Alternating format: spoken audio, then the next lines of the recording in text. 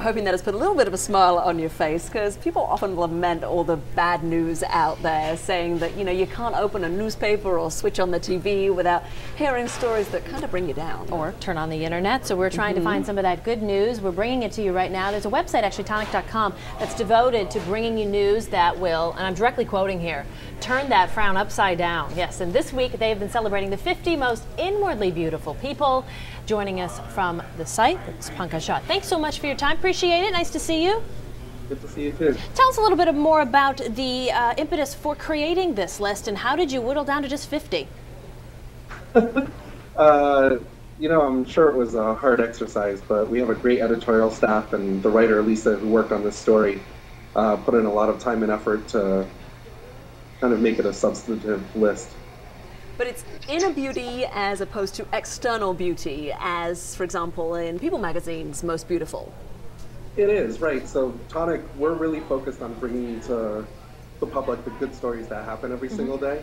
I don't know if I'm a sucker or an optimist, but I think good things happen every single day in every single city all around the world, and those are the types of stories that we want to bring to people. And because the 50 most beautiful people list is so popular in our culture, we said, hey, maybe we can take a different slant on it.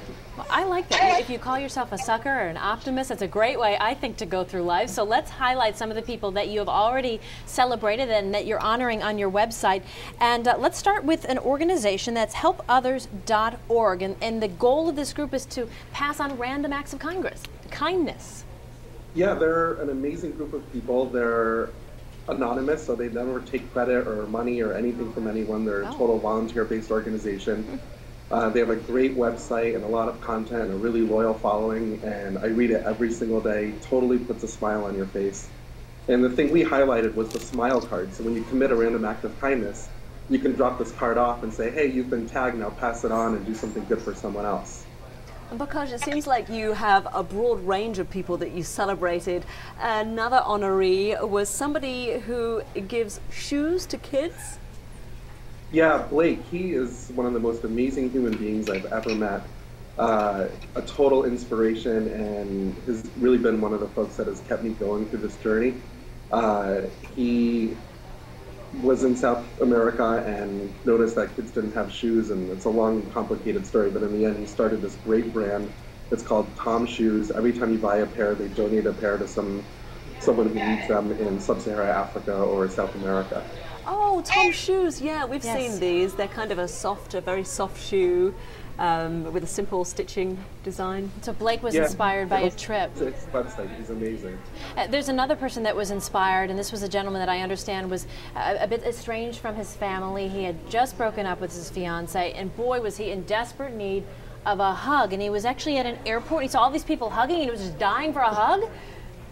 Yeah, it's interesting because when I was in Paris in 2005, I think, and I was outside of the Church of Notre Dame and actually saw these people with signs that just said, give me a hug. And you can imagine everyone walking out of the church was looking at them like they were crazy. But I actually gave someone a hug. It felt great. And it was another one of those things that just put a smile on my face, and I thought was a great human experiment and kindness and just giving back to the world with your soul. Random hugs of kindness. I like that. That is absolutely charming. It reminds me of the cuddle parties that were taking place for a while in New York.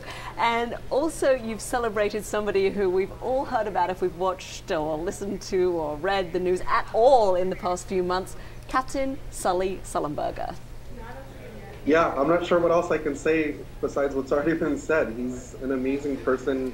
Again, put a smile on everyone's face, and he was doing an interview, and his last line in the interview was, hey, the world needs a little bit of good news right now. And we actually have it up on our wall in the office saying, hey, this is what we want to be about and the type of story we want to tell. And I know all this week you've been unveiling the list slowly. You've got to the point of #1 today, and I want to give you the honors of saying who has the honors of being #1 on your most beautiful list for inner beauty.